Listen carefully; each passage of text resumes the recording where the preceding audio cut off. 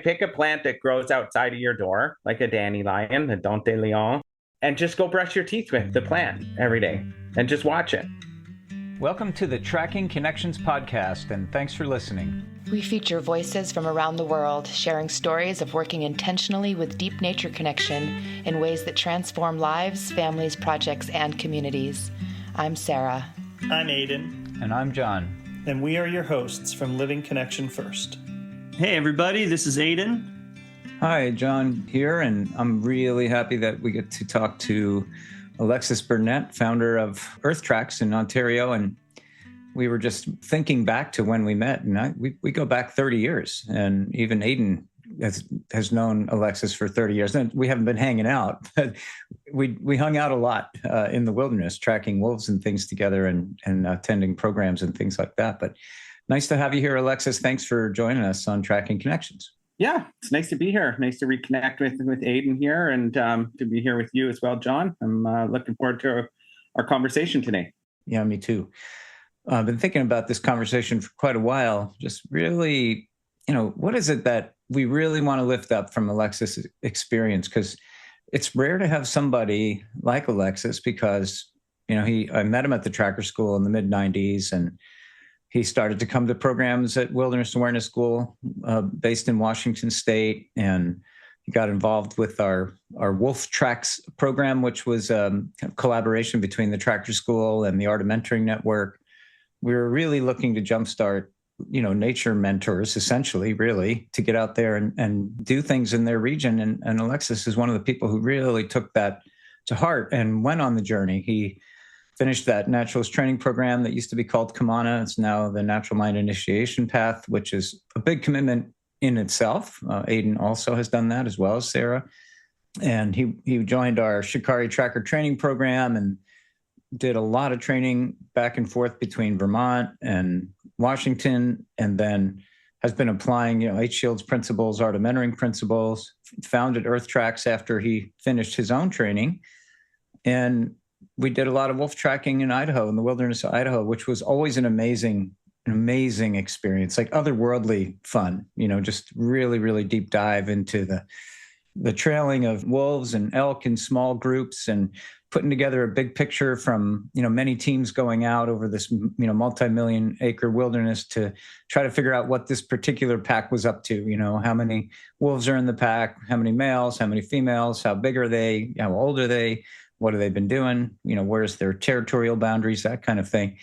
And it's such an amazing experience. But I was thinking, Alexis, being in the position I'm in for the many decades, I started as a mentor probably when I was 19 consciously, when I was a freshman in college, probably when I was 18, actually. And I watched people go on this journey of deep nature connection. And not everybody goes deep. A lot of people get a lot out of it. They learn some good things. It improves the quality of their life. They enjoy their outdoor time more. They're, able to bring cool things to their kids when they become parents, or their nieces or nephews, grandchildren.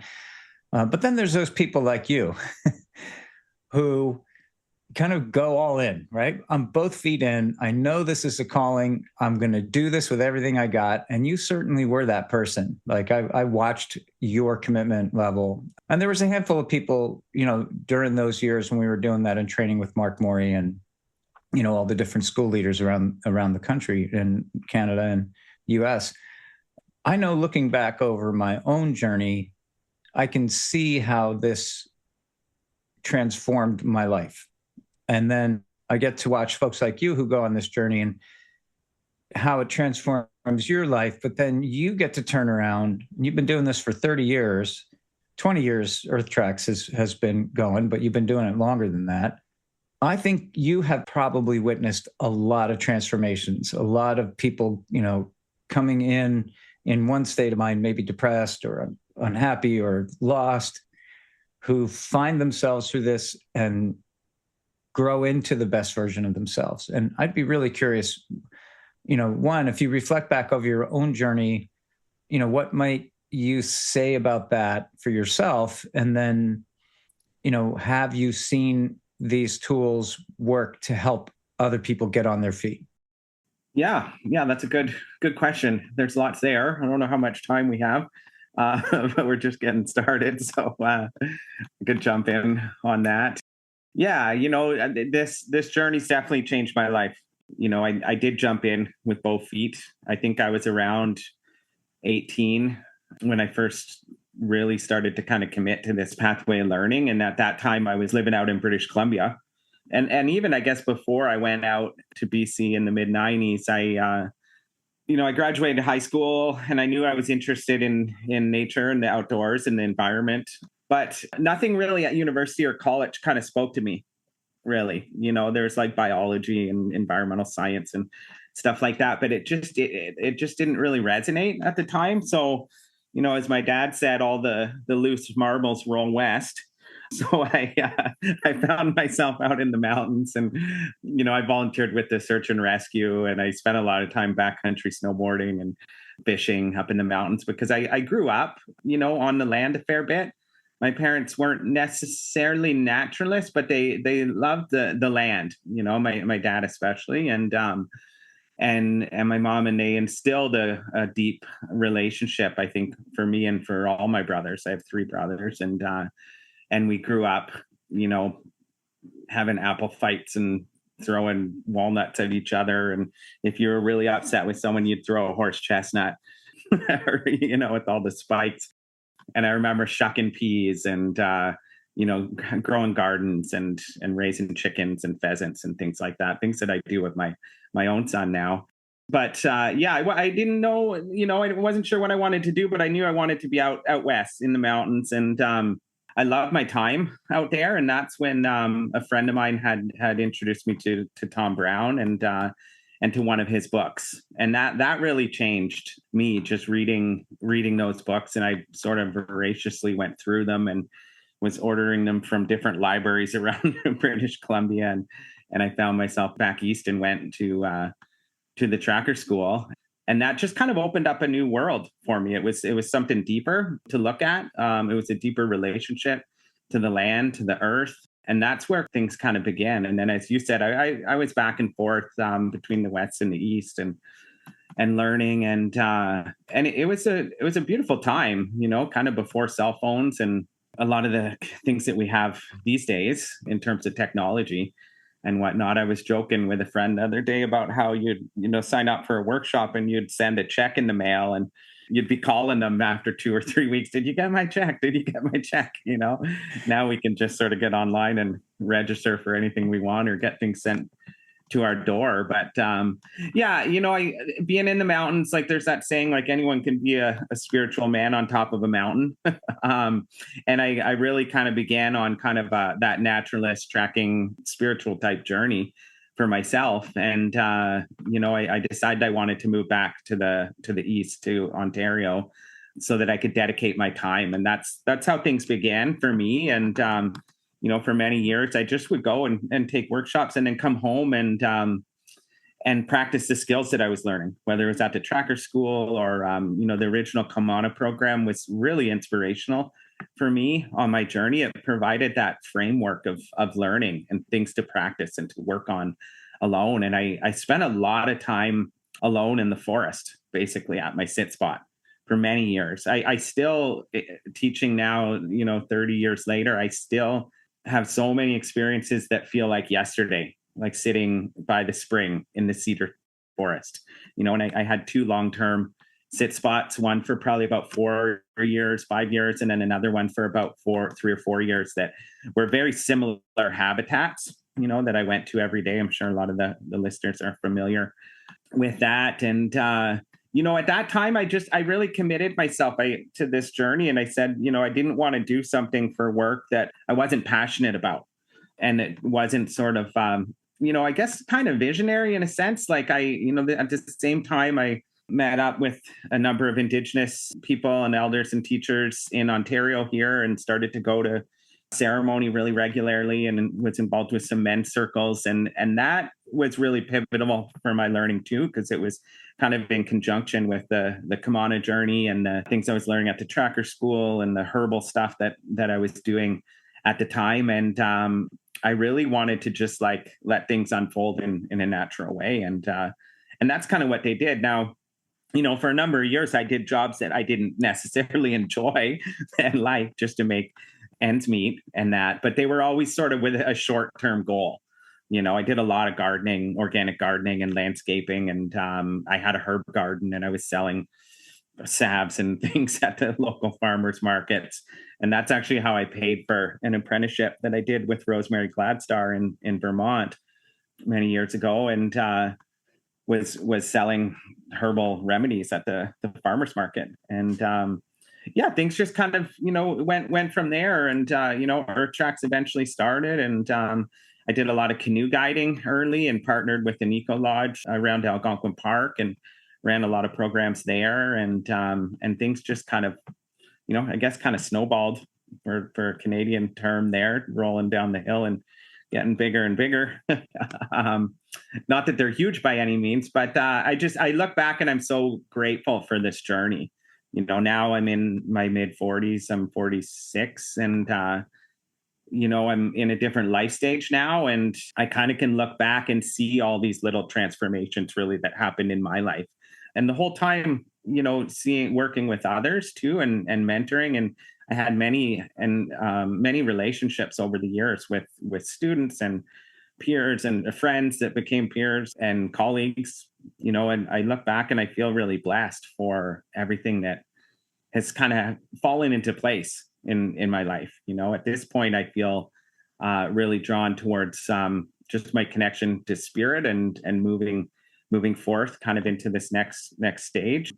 But yeah, it's been amazing to really see how this work has not only changed my life, but it continues to change others as well. I'm blown away when I get emails or phone calls from people that have all these kind words to say about how these things have just impacted their life. And I really feel that, by committing all those years ago to walking a path close to the earth, it allowed doors and avenues to kind of open up to me.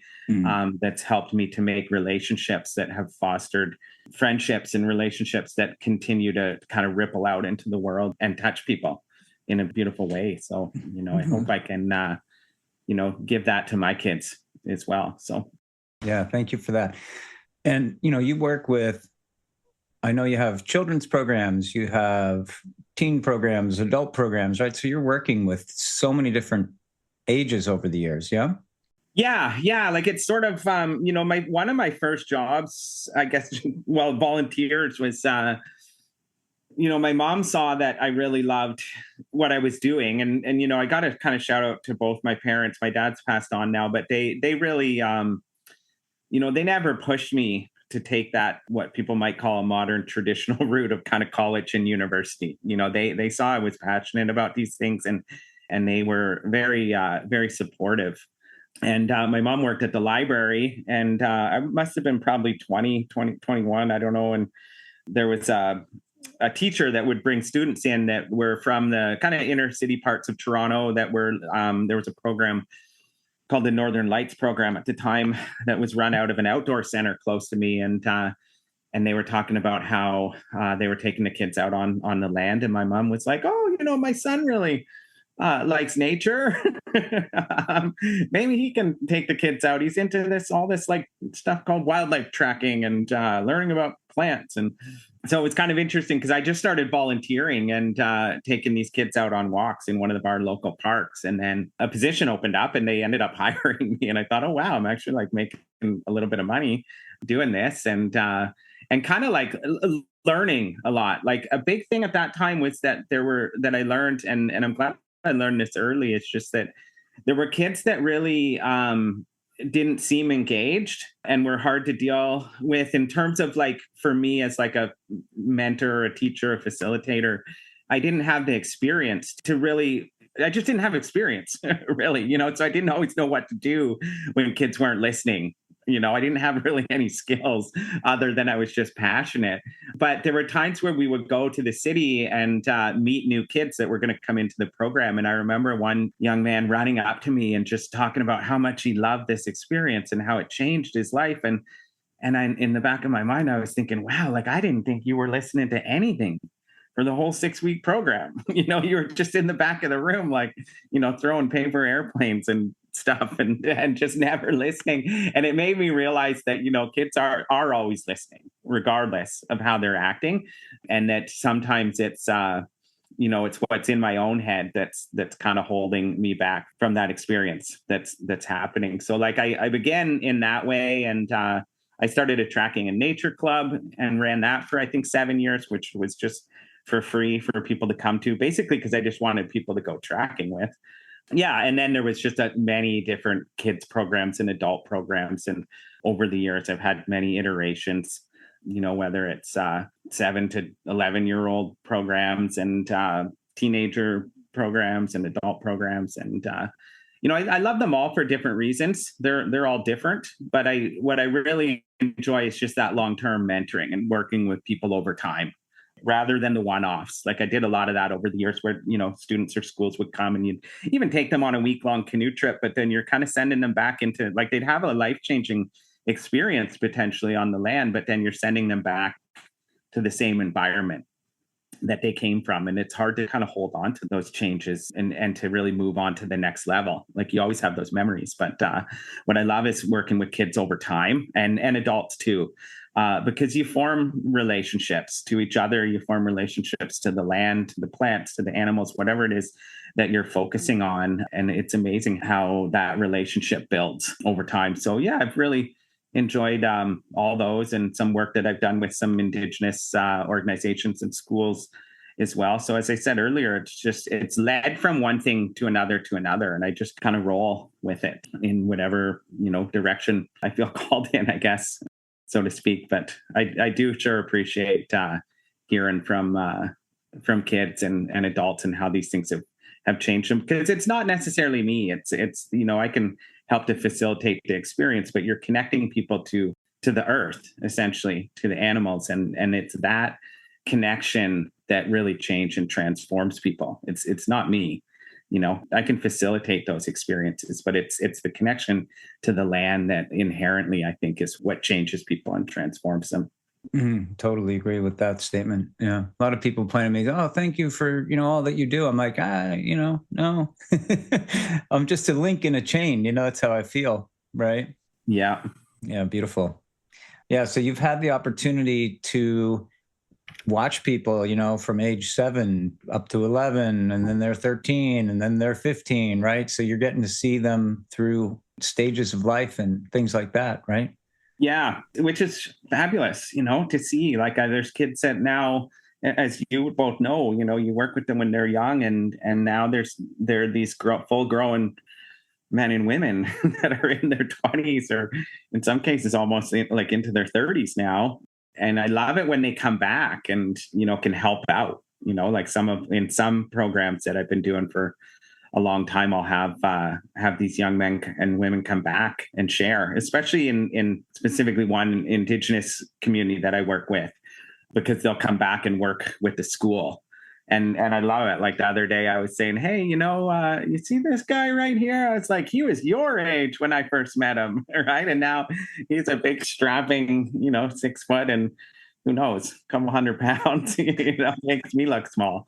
But just loving it, and coming back and sharing and just seeing people go out and start their own businesses or schools, or just use these skills in whatever way they do. It's really gratifying to see that, and to see that, people kind of step into their gifts and share that with the world. So any kind of small part I can play in that, I'm always grateful for.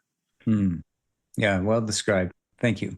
I was thinking about what you said, Alexis, kind of in passing there, which I want to slow down the ticker tape here, slow down the transcript and make something big that you just said in passing so easily. Yeah. That, people find their gifts and they move into their gifts, and, that in and of itself is a transformation, right? Like how many people out there that I've heard from who, when they have been supported to find out who they really are, who am I really? Like the way your parents did with you, right? They're like, I'm not going to try to make this kid go on this journey that everybody else is supposed to go on. He feels passionate about these things. I want to support him, right? So they really supported you to shine as you, right? As you said, your whole life has been like trailing this organic flow that is the flow of Alexis Burnett. It's like one thing leads to the other. The snowball keeps getting bigger, right? You feel called to go this way, and hey, doors open, right? Because that's a real blessing that you had that kind of support. And so few people even know what that feels like. They don't even know it's possible, right? And so when we as mentors, when we open up that space for the people we're mentoring, and we just kind of sandbag back the world a little bit and let them find their own voice within the context of nature. Because as we all know, nature doesn't really judge. It doesn't, I don't like this person, because of this or that. Nature doesn't do that. Nature is really just like a pure field. And it allows us to really find out who we are in a really profound way, especially when we're supported, So, the fact that you could just say that in passing, helping people move into their gifts, and then all of a sudden they're feeling fulfilled. They feel like they're contributing. They have a meaningful path all of a sudden, and they get to do what they're passionate about, just the way you described, right? What's sort of a general reflection on how you support people to step into themselves in that way? Well, I guess for me, people come, like a big part of my passions are, wildlife tracking and working with plants. Those are the two things that I would say I probably quote unquote specialize in a little more. So people come because one of those things, or sometimes both, kind of intrigue them. They want to learn, about foraging, or they want to learn how to eat things or how to heal from plants on the land, and or they want to learn how to follow animals or connect with kind of the ecology of the area, I guess, so to speak. And so, that's kind of what we say the programs are about. But then they are really about so much more. It's not just those like following tracks. It's not just the animals, because we're out on the land in groups and we're learning together. But then, I'm always encouraging people to make sure they're out on their own as well. Because sometimes, when you're out with, as powerful as the experience can be when you're in a group, I think it can be kind of heady in a way. Like it can be, you're constantly, you're playing off each other and you're listening to people and you're observing things together. But there's something that comes, I think, when you spend that time alone on the land and with your own learning, with your own thoughts, and then hopefully eventually letting those thoughts kind of fall by the wayside, so to speak, and to really get in tune with the land itself. And I think that's when it changes things for people, because I see, like, I'll get these text messages from people and they'll be sending me pictures of, tracks or plants they've found or things they've made when they're out on the land. And, that's, I think, what, as I said before, like, that's what really draws people deeper. Like for me personally, just like a personal story, is just that, like, I was so into tracking that, like, that's like all I was doing, and harvesting plants and on the land in those early years. Like I spent so much time alone, and I had a meditative kind of practice that I would do when I was out on the land as well. And all the, sense meditation and the things that, you'll learn on the awareness trail with Kamana, but just being like opening ourselves up to what's coming in from the land through our senses. And when people do that, I think it just opens them up to, what maybe a bigger part of their journey might be in their life, or what their vision may be. And I've seen that time and time again, where people come because they want to learn about wildlife tracking, or they come and they want to learn about plants, but then they end up learning so much more. Even the simple act of like gratitude, that can change people. in such a deep and powerful way. And I love to watch people when they come, because when you get new people that have never sort of been to our programs, like I start every day with the opening gratitude circle, and I close every day with a gratitude circle. It doesn't matter if it's adults, if it's kids, if it's family, like whatever it happens to be. It's just been so ingrained in me. And I'll see people kind of like, their body language is kind of like they got their arms crossed, and they're not really sure what to say. And they're kind of wondering like, what is this? Right. And then they'll just sort of say like one or two things, that they're grateful for, just to kind of fit in. But we just keep we keep doing that again and again, and you see people open up. And I remember one person in particular that after like a number of years, I guess when she got more comfortable with me, said, she was just straight up. And I love this because like, this isn't really my style, but she's like, Alexis, she's like, when I first came, I hated these gratitude circles. She's like, I couldn't think of one thing I was excited or grateful for. And she said, it just made my skin crawl. Right. And she's like, now she's like, everywhere I go, all I want to do is facilitate gratitude circles. Right. And she said like, it like cracked her open, to like kind of let the light get in, so to speak, and I love that because it opened up a whole new world for her. And it was just a very simple thing. So again, it was like, she came for one thing, but kind of got something else. Right. And just back to what I was saying before, I think when you spend time alone on the land, it does open you up to, the powers that be, or whatever you want to call it. I think it's spirit that speaks to us. And it shows us kind of a direction maybe that we may want to take in our life. Because I really think that, when we open ourselves up to that external energy, that it's going to draw us along, and it's what's going to it has the power to inform our decisions and to inform the way that we hold ourselves and the way we move ourselves through life. So I'm not going to say that happens for everyone, and part of that is my own journey, because it's completely true for me, but I see it happening again and again with other people as well. So it's pretty amazing to watch that happen. What I'm hearing is that it sort of doesn't matter the pathway that you start on the journey, right? Whether you're drawn to plants or tracking or birds or any of the things that kind of get you there. And it's just that at some point people are showing up often enough and they're following that you're able to find an opening for them to kind of go deeper on that journey for themselves. Yeah. And so I'm hearing a theme too of like the importance of being alone and spending time alone with this, and the importance of getting out of our heads. And you're working with folks over time, right? You're working with them on a longer term journey. So what are the ways that you find it most effective to get them into either of those things, right? Get them into, spending time alone and help get them out of their heads, right? What's been most effective for you?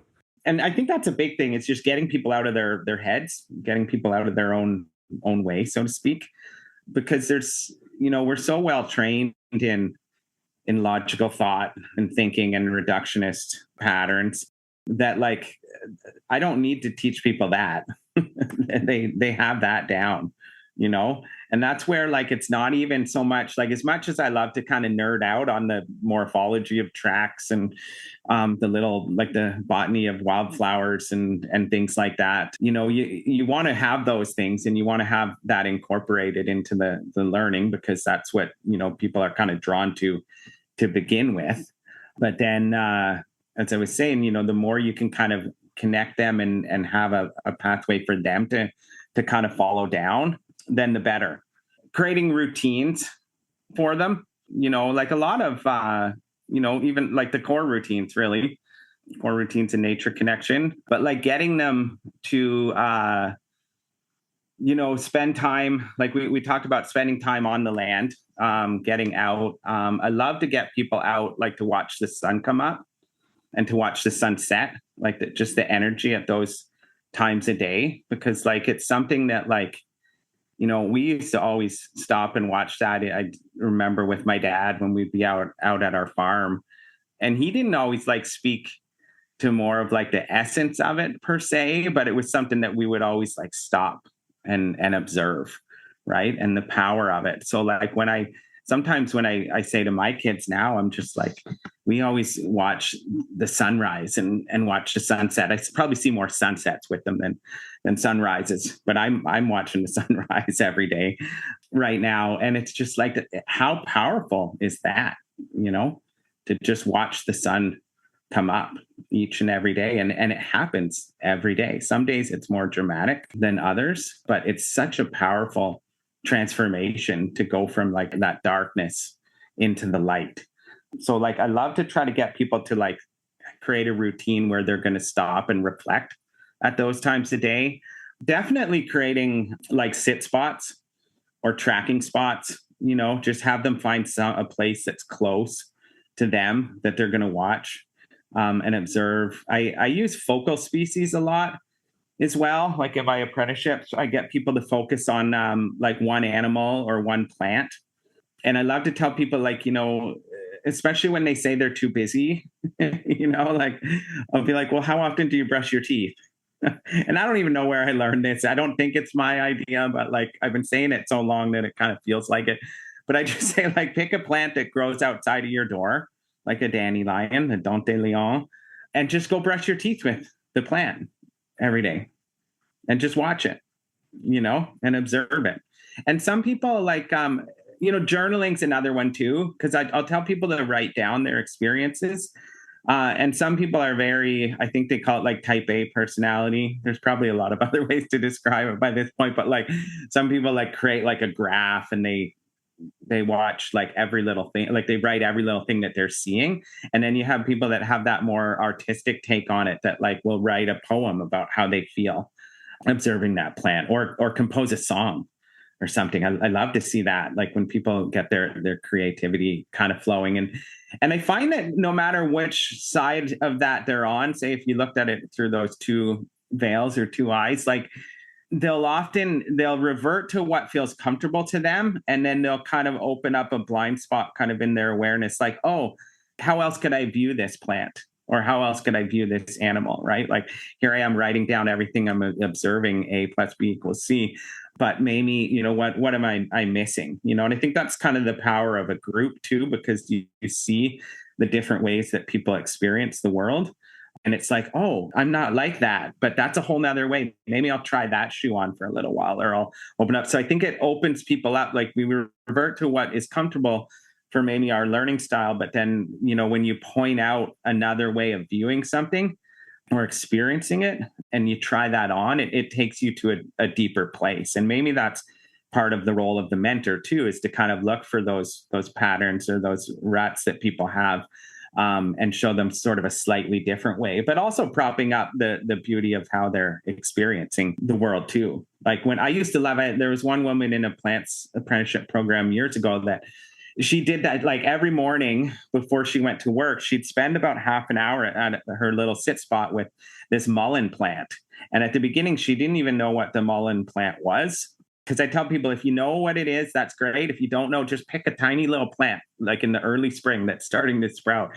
I actually like it when they don't know that species because they really watch it, right? And she would spend that half an hour every day. She was so great about it. And she had this whole journal that she did. And then she'd show it to me once a month and I'd be reading and she'd be talking about how the different insects that were coming and the flowers and how they flowered and how many would happen on a day. And she was measuring the growth and all this stuff. And I was like reading it. I'm like, oh man, a big growth spurt. I'm like, I wonder what the weather was like a few days ago, or when did it rain last? And I'm just flipping back and like she had all those notes, right? And I was experiencing this plant through her like observations, right? Which was really beautiful. And then, like I said, there's people that will write a song or write a poem about it too. So like kind of opening people up to like a different way to experience the land or a plant or the tracks or whatever it happens to be. So like, I think all those core routines are kind of great ways to do that, like mapping and that kind of thing. Like I just love, pretending you're a bird and looking down on the land, getting people to know where the water comes from is huge for me. So like, I think about the things that really helped me out with my connection to the land. And then I try to I share those through kind of my personal stories, but where does the water come from and where is it going to? For me, I spent my 20s and I still do now. Anywhere I go new, I'm like, where does this river come from and where is it flowing to? And, I spent a lot of time following creeks to the springs, like to where they came out of the ground, because I was curious about that. And then along the line, you see all these other things. You find all these cool places. You find these waterfalls. You end up sitting down. You end up drinking from the spring. So it's just like one thing kind of leads to another, right? So you kind of send people on that journey to find things or to identify things in the wild or to find a certain plant or to learn about it. And then as they do it, it's all these other experiences that come in. And then I think where you are at on your life, I always like to throw some sort of meditative type practice in, or just intention setting, what do I want to find today? Or what am I working on? What's one of these questions that I'm striving after that I really want to figure out, and just kind of putting that out to the universe. I know, John, you always tell that story about the synchronicities and how Tom got you to keep track of those. Right. And when you had the 100th one or whatever it was, right.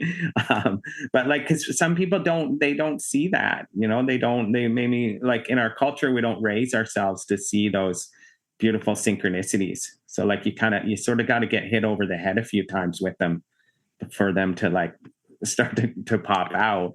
And then all of a sudden you kind of want to sing from the rooftops, right. That you're having these powerful experiences on the land. So I hope that answers some of your questions on that. I know there's lots more, that get people out, but I think just encouraging them to get out on the land and have one or two little tasks or things to learn while they're out there, and just let the other things come in. And then as a mentor, just catching that story too, right? Making sure people have space and time to be heard and to share, because that really gets people to kind of come alive. We're not always listened to in our work lives or even in our personal lives and relationships. So when you have people that actually really care and want to hear your stories and your experiences, you feel that, when someone's really listening, right? Oh yeah, I think that's a huge one. I mean, I think we did an episode on the 10 stones, which is you're describing all of these ways of conducting groups to build those connections, right?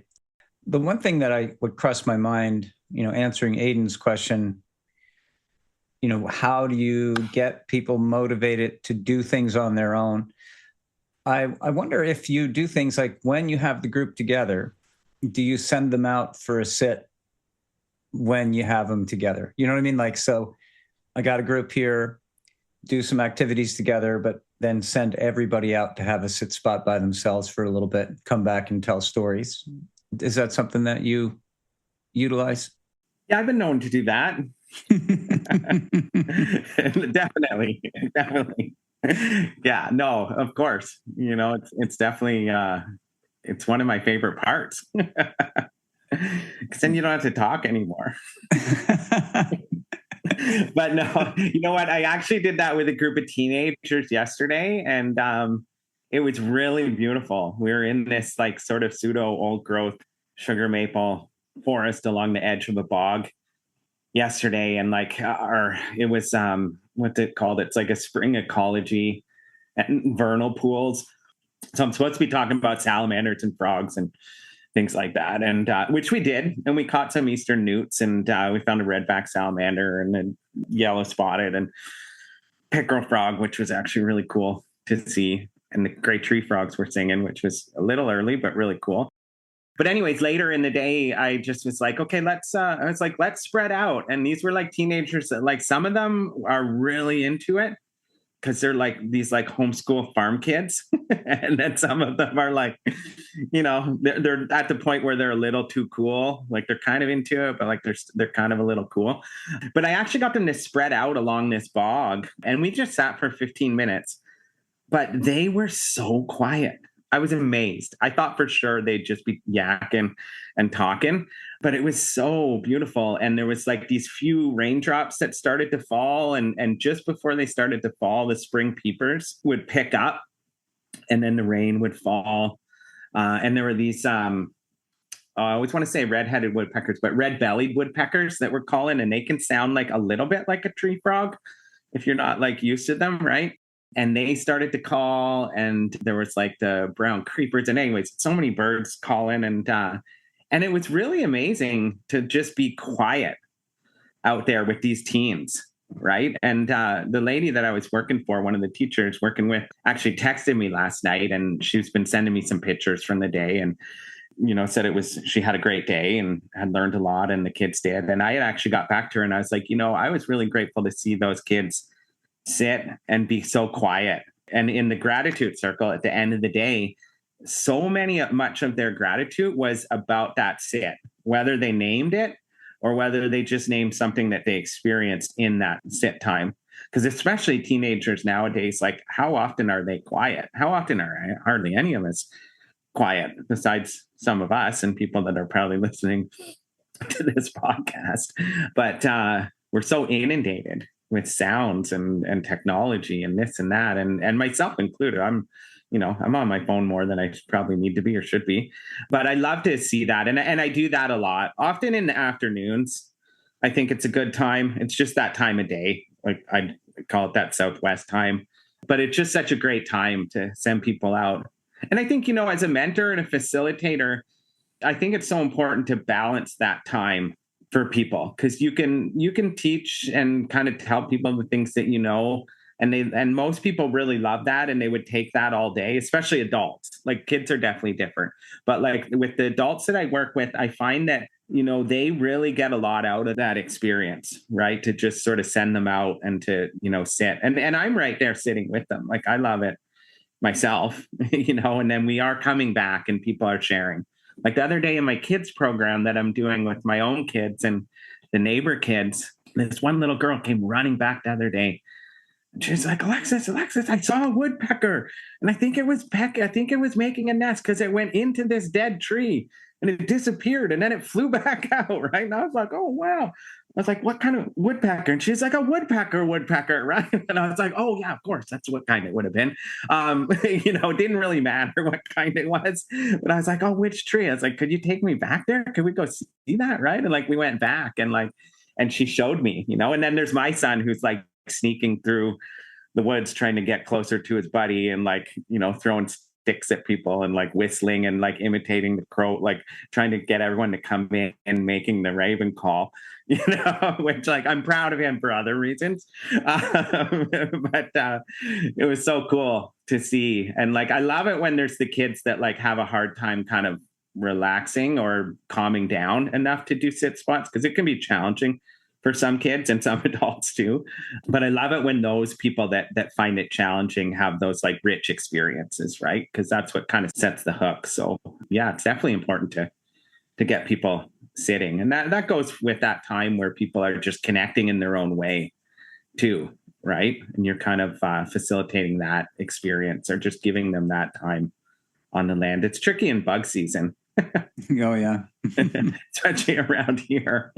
But yeah, I always like to do that. Sometimes we'll start the day that way too, or we'll just do a quiet time. Like I love with my tracking groups, usually the second or third weekend, we'll do sort of like a half a day of just wandering, like owl eyes and fox walking quietly through the woods, and kind of have a rough idea where we're going to meet at the end, try to get them to stay somewhat in line. Depending where we are, it can be a bit challenging to get people to round up like after 3 or 4 hours being just fox walking. But like people always comment on that experience, right? When they like, you just set the tone that, you were not going to talk and that we're just going to move and maybe do some hand signs. But generally people aren't together and we're just kind of keeping a rough eye on people in the distance. And I used to use that to judge like how much I wanted to hang out with some of my friends in the forest. Like if we could do that together, then like they were cool, and I'd want to hang out with them. If they couldn't do that, I just didn't want to go in the woods with them. Like I'll go in the woods with anyone that comes to our classes, and I love it, and I love them all in certain ways. But when I'm going into the woods by myself, like there's only like on my own time, there's only a handful of people I really want to go with, like my kids and my friends that can be quiet. Right? I can so relate. And move slowly, right? It's like whenever I meet new people and we're like going for a hike or something, right? And it's just like they're like trucking, they're like really going fast, right? And like I'll always play around with it where I just slow up. And then like they get uncomfortable. They're kind of like they're wondering if like my shoelace is untied or like maybe I'm out of shape or something, right? And I'm just like, why don't we just walk a little slower? Let's get off this trail. That's brilliant. That's brilliant. Yeah. Wow, you really painted some awesome pictures for us. I just want to emphasize one thing that you said about doing the group sit spot, because people have such a hard time getting that you spoke to so many of the gifts of that core routine, so many of the gifts. But even though that by itself can change a life, it's really hard for people to actually get started.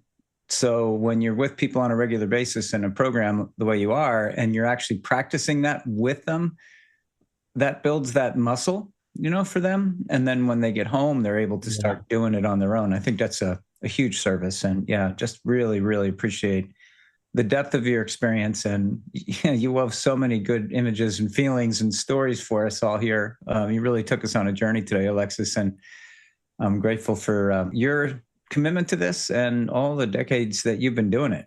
It's so cool. How old's your son? The one that was creating mischief. Aiden was laughing when you were sharing that, because that would have been him on our programs, being the bad kid. Yeah, he just turned 9, but he loves it. Like he does have a bit of a hard time sitting still, but he makes up for it in his exuberance and enthusiasm. The other day, a little while back, now that we've been doing these Friday programs for a little over a year now, and we always tease him that he doesn't know the days of the week. I don't think because like he'll wake up on Monday morning and he'll be like, "Daddy, is it Friday?" And I was like, "No, bud, it's Monday. Like it was Sunday yesterday." I was like, "Why are you wondering if it's Friday?" And he's like, "Oh, I just want to go to wilderness school." Right. And I was like, "Well, you know what, bud? I'm like, I really look forward to Fridays too, And he's like, "Yeah." He's like, "When I'm at school," he's like, "all I think about is Friday and wilderness school." And he's like, "Especially during social studies." And I just laughed at him, right? I was like, "Oh, buddy, I'm like, well, it'll be Friday soon, But my daughter too, Violet, like I remember years ago when they were pretty young, she was like, "Daddy, do you think we can go down the road where those 3 rivers, those 3 rivers that come together and there's 3 different bridges? And then we sometimes go down there and like have a fire." And I was like, "Yeah, I know that spot. It's a great spot." And she's like, "Do you think we could like all go down there, like me, you, and River, and we could walk in there really quietly, and then like we'll all pick a tree that we want to sit at, and then like maybe we'll be able to see each other, but we'll be far enough away that like we won't talk, and we'll just like watch things and we'll observe things, and then we'll come back together and we'll like talk about all the things that we saw." And I was like, "Oh, honey," I was like, "I would love to do that." Right? Like that's how she was describing it, because we had done that quite a few times before. So like she didn't even know it was called a sit spot, right? But she just like that's what she wanted to do, right? And it was so beautiful because that day, oh man, we saw so much cool stuff. Like it was like when the river was really high and was just receding after the spring melts, and the herons had just come back, and like a big great blue heron landed in front of us on this little creek and like caught a fish, and like the pileated woodpeckers were calling and flew in, and like we're making holes in the trees, and like the hairy and downies were like drumming in that certain cadence or drum beat that they have, right? And the robins and the blue jays and the chickadees were singing, and it was just like such an amazing day. We actually saw so much because, sometimes on sit spots, it could be quiet, especially at like 2 p.m, right? But we actually saw so much cool stuff. And Violet had like instigated that whole thing. Like, that's when I knew, like, okay, I was like, I'm doing something right. My daughter wants to go hang out in the woods and do sit spots and talk about it. Like, this is pretty cool. And described it so perfectly. Yeah. Beautiful. Yeah. Well, this is really wonderful. And thanks for taking us on that journey and, just seeing, your own children embodying this, and just knowing that this can keep rippling out and keep going. So keep doing what you're doing, and we're happy to support you, Alexis. And we'll give people a clue how to find a fun day with Alexis if you happen to be in the Ontario area. We'll have that on the show notes. So thank you. Yeah. Awesome. No problem. Always glad to come and chat. I do enjoy sharing good stories and listening to them as well. Mm-hmm.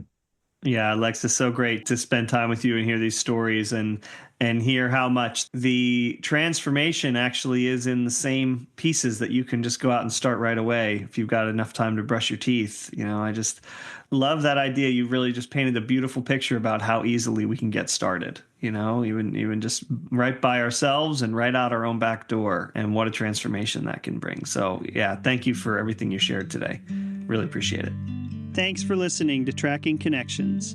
If you enjoy this podcast, it would mean a lot to us if you would take a minute to follow or subscribe. Following the podcast helps us, and it helps you because you'll never miss an episode. We'd also love for you to give us a 5-star rating and review and share an episode with a friend. To learn more about our current offerings, visit livingconnectionfirst.net. We'll see you next time.